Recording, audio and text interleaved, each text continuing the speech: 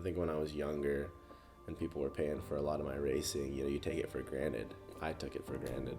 But you're just there to do a job, and I'm here to go win a race, and that's all I was focused on. And you kind of have a lot of other folks helping you with the business side of things. It's until that goes away that you figure out how hard it really is to kind of find money and go racing and justify this annual 7-figure spend to a company. Like, how many companies can one afford that? And then how are you going to sell that to them to provide 3x value? As I've gotten older, from like amateur to professional kind of ranks, transition karting to cars, business is the biggest factor. My name is Neil Alberico from Los Gatos, California. I'm a professional race car driver. Yeah, anybody trying to get in this game, I've told people many times, I said, I wish I'd have never bought that first go-kart. I wish I would have put a golf club in his hand. If that's what he really likes to do, I know it is really his passion, but the problem is, to get a sponsor, and it's so expensive, We always spend a lot of money for him. We are broke. It's a challenge. It's a hard industry to go into, right? How many, a really small percentage who gets successful in that. Alberico and some Motorsports Ligier see the checkered flag and they take it at Daytona.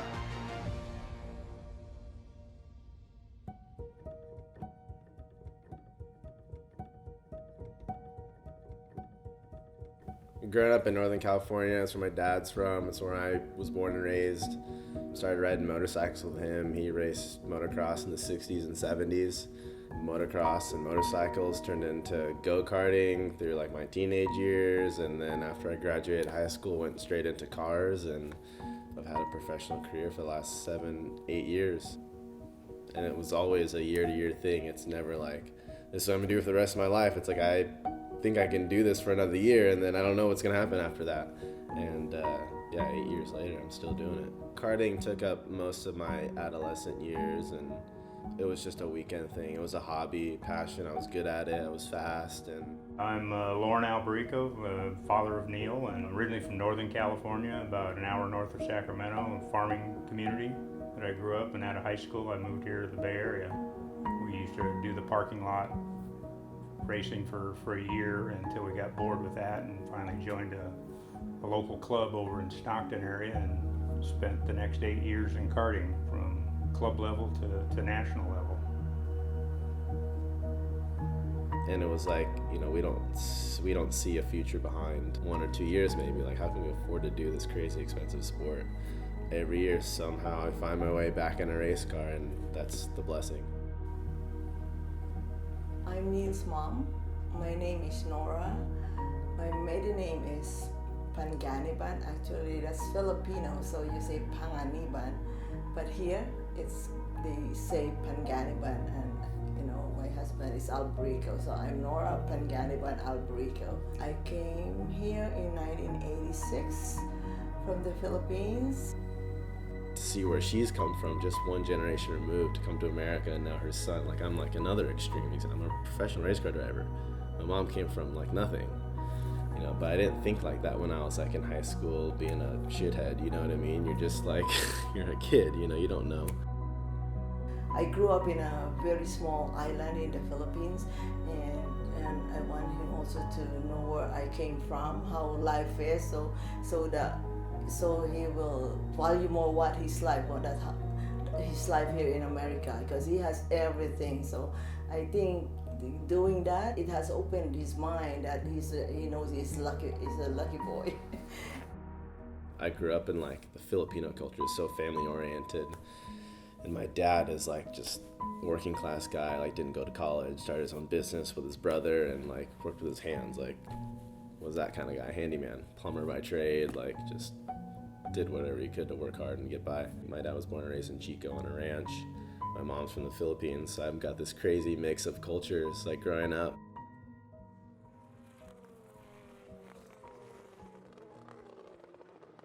You're not going to stop me from becoming a professional race car driver. No, not even my mom. Nobody's going to stop me, right? I brush it off. Don't you want to go to college? So, nope.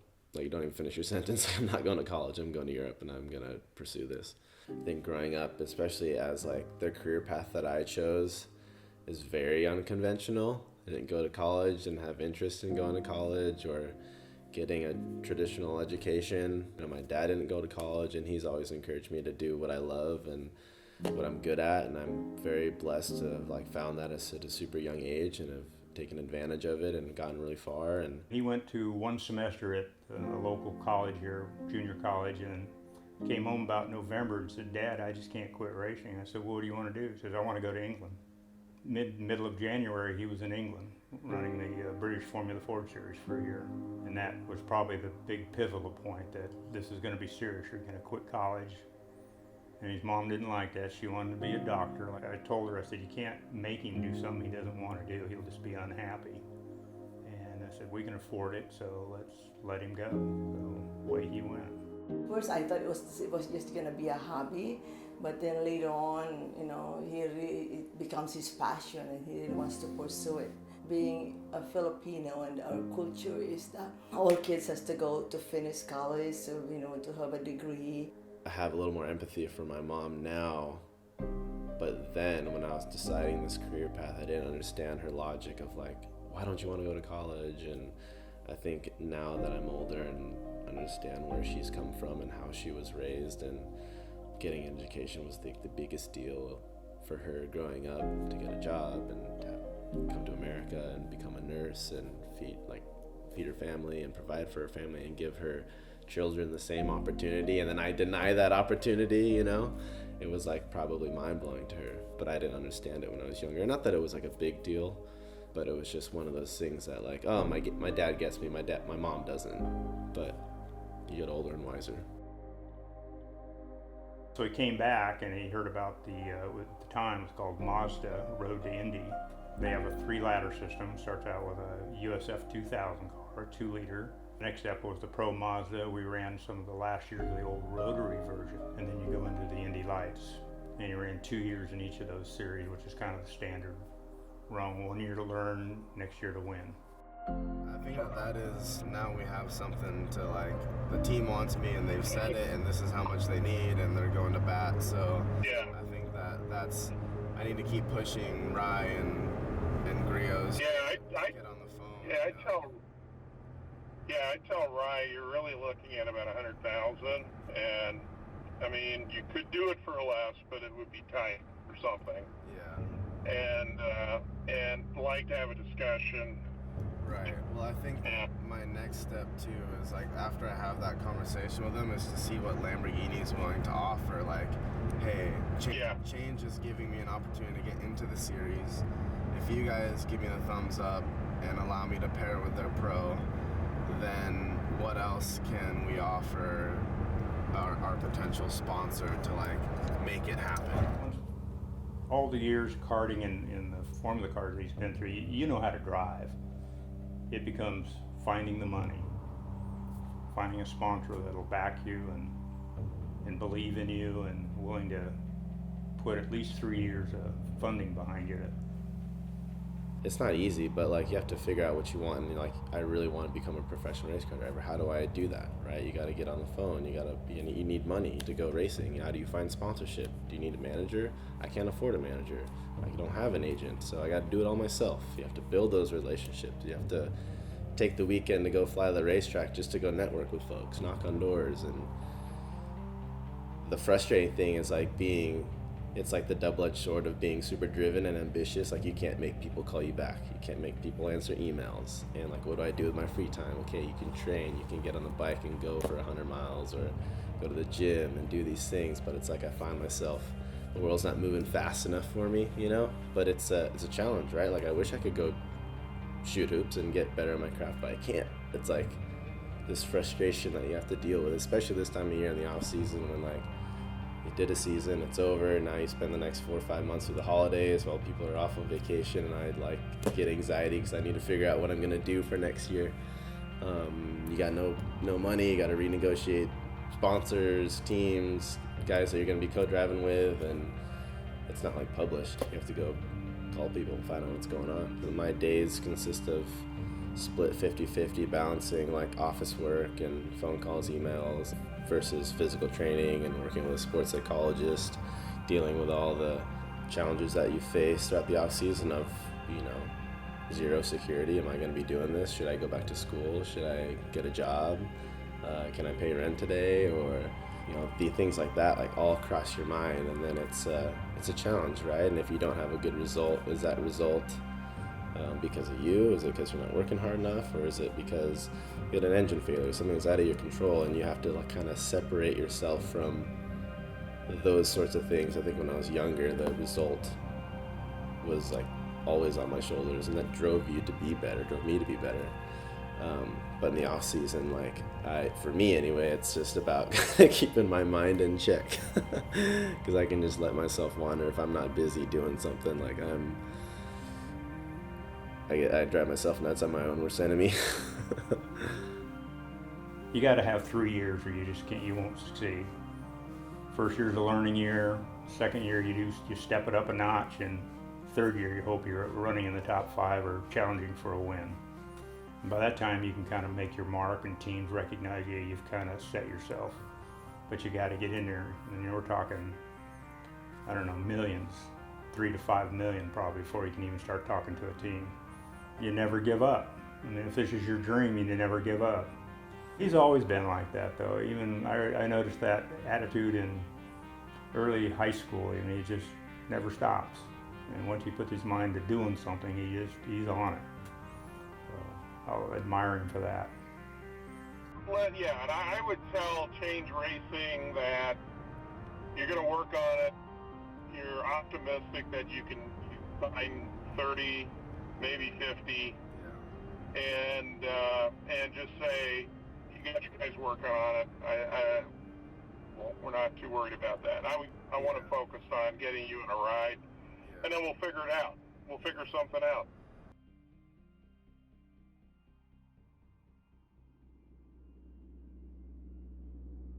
Depth of seriousness that's indescribable. Literally, you're playing with your life. 180, 200 miles per hour, that's respectable. My name is Ryan Steinhoff, and Neil's been a blessing to have. Neil came walking in with all the confidence in the world. Walked right through that door right there. I can picture it right now. He walked in, hi, I'm Neil. Nobody comes at me like that, really. But he was so confident what he's doing. Hand out, gentleman, explain what he did, and right when he said it, I was like, race car driver, that's gonna be rad. I hadn't even thought about the racer side. And when he said it, I was like, oh, hell yeah. And you could tell he's focused, the way he's made eye contact, he's a gentleman. Am I gonna enjoy his time? We'll figure out the first session. After the first session was game on. He's not gonna be here for another year or so. He's my friend. He's gonna be my friend for life. It's been rad. Life's happened, both he and I. We both had a plan, and this was it. This is what we're doing, and just both of them took a turn near each other too, around the same time. So I was there for him at first, and vice versa. And he does it in a way that isn't necessarily verbal. He does it in a way of action, which is more important anyway. And we go above and beyond for anybody that he cares about. But he's got the people he cares about. Those are the people he cares about. If you're gonna come at him with some bullshit and try to sell him something, he's gonna know it. He's gonna flip right past it. He's gonna give you the chance. But if you hiccup on him, he's cutting it. There's too many people in that world, especially the race world. So much money, so much bullshit, so many sales tactics. I get it. I saw him in action because I wanted to see what it was like being at a race. And when he went in there, just flipped characters. And he clicked on, and I was like, oh, okay, there it is. And then everybody there respects him, respects the hell out of him. And they know when they talk to him that he should be in that car right there. You can tell the respect level is not even there, but they're kind of fearful because of his talent and his ability to hold himself that way. And everybody you talk to is across the board, and it doesn't matter what's going on with you.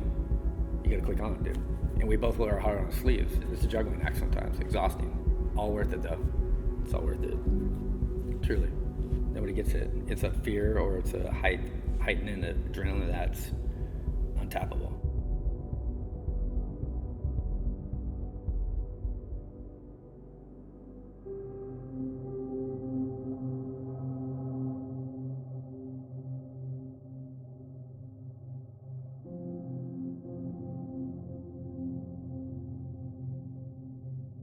Losing at the Indy Lights level was, in a way, a blessing, and that's the only way I can look at it. It's taught me a lot about myself, and it's made me a lot more self-aware and consciously thinking about every day why I do the things that I do. Why am I doing this? I go to the racetrack to win races. If I didn't think I could beat everybody at the racetrack, I wouldn't even show up. But winning is still underneath quality relationships and things like that. You know, there's other values that I think personally that are above all that kind of stuff. Like if you were to tell me, like, do you show up to the racetrack to win races, make money, and be famous, rich and famous? Like no. But that's kind of what society tells you need to value. Those kind of little things that I think just growing up and being more mature and asking those big, heavy questions are kind of fun. I mean, I like the psychology part of that, you know, like what makes people tick, what makes me tick. I think that mental health is a pretty popular subject nowadays, and like I said, looking back, like I wish I would have split more time with like less of a physical trainer, more of like a mental trainer. And it's tough at like that young age. When you're 18, you don't know what you want all the time or what makes you you. But I think now that I'm been in this career for 7-8 years professionally, you can look back and think about, oh, that's why I did what I did. That's the reason why I am the way I am. Those are the reasons I valued this at that time, and that's why I made the decisions I made. And I'm stuck with where I'm at today, so I can't be upset about what happened in the past. It's just one of those things to have like the self-awareness to like analyze that and then figure out a daily process or a structure that's going to help you get to where you want to be tomorrow, the next day, a year from now, 5 years from now, and making sure that you have your values lined up. And once you got that figured out, then decisions are really easy to make because you know what you are and are not willing to compromise for. So that's a good feeling.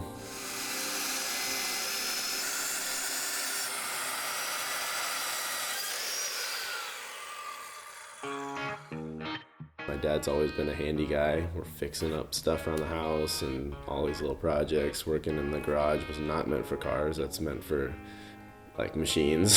So like anything you want to build or fix, you name it, you could do it. And that's something I do miss, working in the garage with my dad. Or it's kind of inspired me to do a lot of like work myself, like just around the house, building furniture, working with wood, or on a motorcycle, maintaining old cars or something like that. Recently, my dad and I built a 1967 F100 together, and it was like one of the coolest things ever.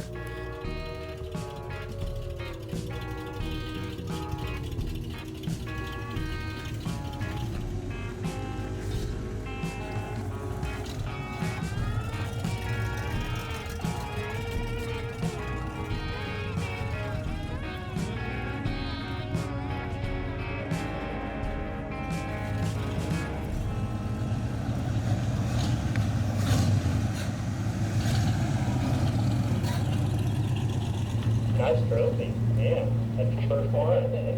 Cool.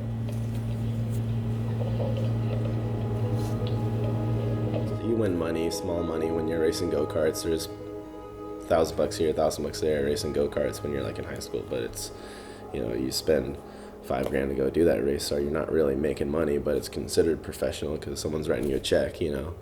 It's a lot of the same stuff today. I like to go race an IndyCar race. It's, you know, maybe $300,000 for a weekend, and it costs that to do that. If you win that race, depending on which race it is, you're not going to make that back, even if you win every race, you know. I think the relationship with my dad has changed a little bit. It went from being a hobby to a profession, where my dad was wearing a lot of hats when I was a kid, you know. You're 12, 13, 14 years old. He's your driver coach, he's your mechanic, he's the guy that wakes you up in the morning and preps your meals. And now you have a nutritionist, you got a sports psychologist, you got an engineer, you have a mechanic, you have the driver coach, you have the whole team behind you.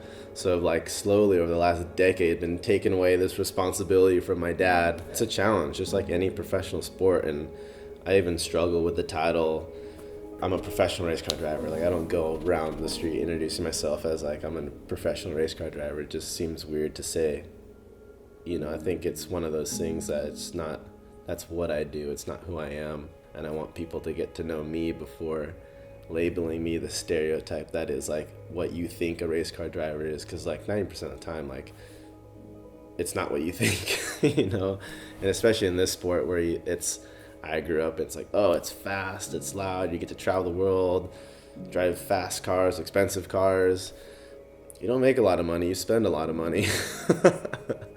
And I learned that pretty quick, but it's challenging sport, and it's very different to a lot of things. Stick and ball, for instance, right? You want to get good at your craft, you want to put seat time in, you want to go shoot hoops, you can just shoot hoops in the backyard all day long, and it's not going to cost you a dime, it's just going to cost you time, you know. I'm willing to give up time, but, you know, to go do a day in a race car is like 70 grand. Like, who has that kind of money, right? You got to go, that's the hard part, is getting to the racetrack, and then you get to go practice, you know. So we have a few different challenges in our sport that I think most people may not understand.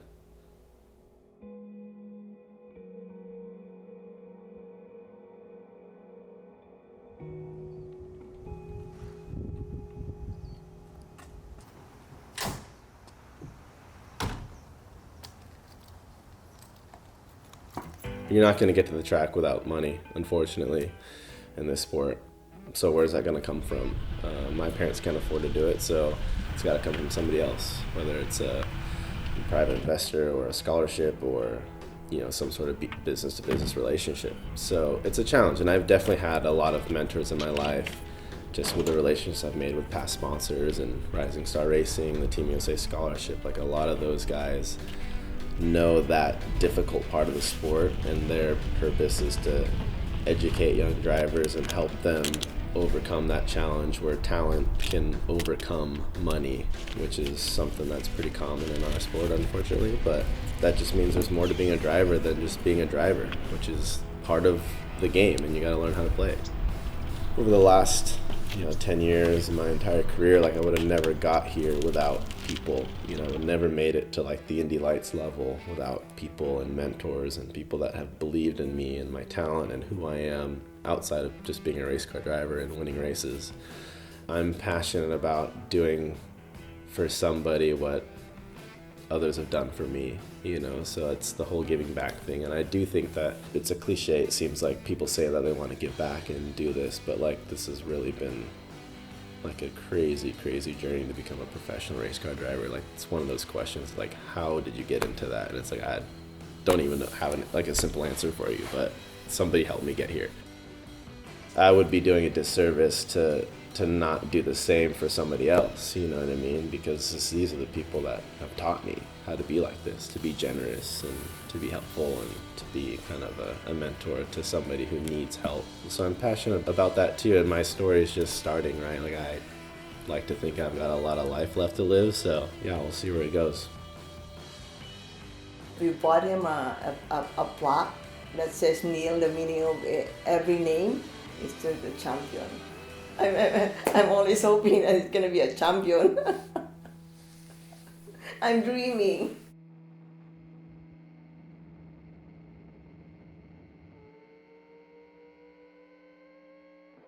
February, my dad was diagnosed with stage 4 kidney cancer.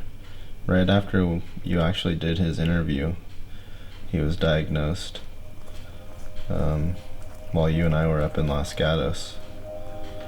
And he passed 5 weeks after that. My dad and I shared the same passion for motorsport. You know, my career was all thanks to him, really. And my life just completely changed once I lost my dad. Like, my mom, I gotta take care of mom now and take care of myself financially, and racing just wasn't paying bills, you know. So I just reprioritized my life. Racing is probably not even second, it's probably more third. You know, I've got a whole new set of responsibilities that I need to figure out before I consider spending time and money to go back and pursue my dream, if you want to call it that. And if you don't have money to spend, whether it's yours or sponsors, then unfortunately it doesn't matter how good you are.